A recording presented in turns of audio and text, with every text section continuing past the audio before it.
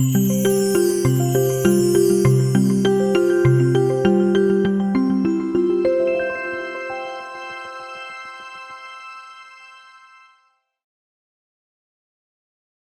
on the radio for the past 10 years has been a dream for me.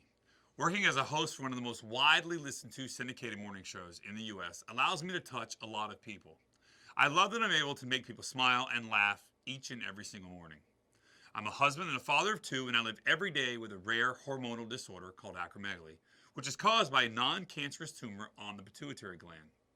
Having acromegaly changed me, both inside and out. Before being diagnosed and treated, I was tired all the time.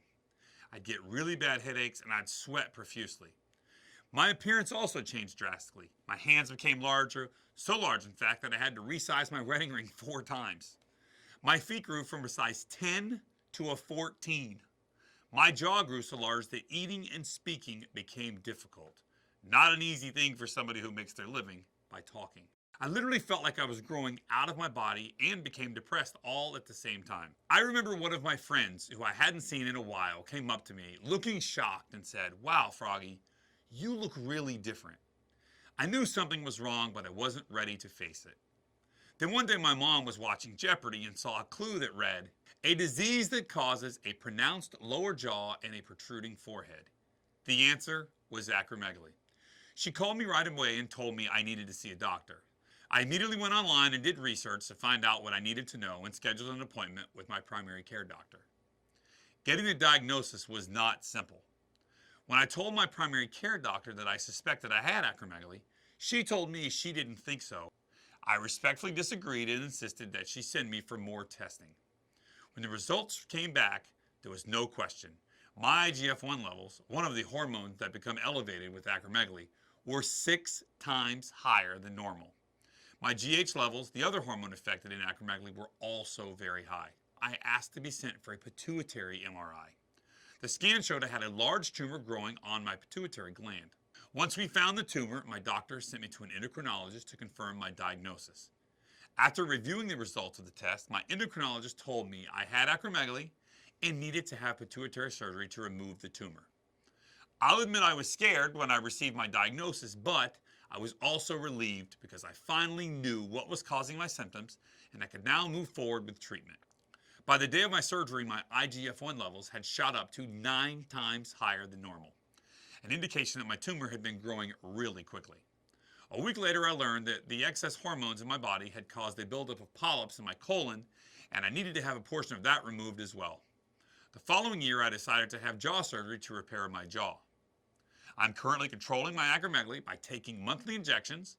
I also work with my endocrinologist to monitor both my IGF-1 and GH levels on a regular basis to help keep my acromegaly under control. Living with acromegaly has been an emotional roller coaster.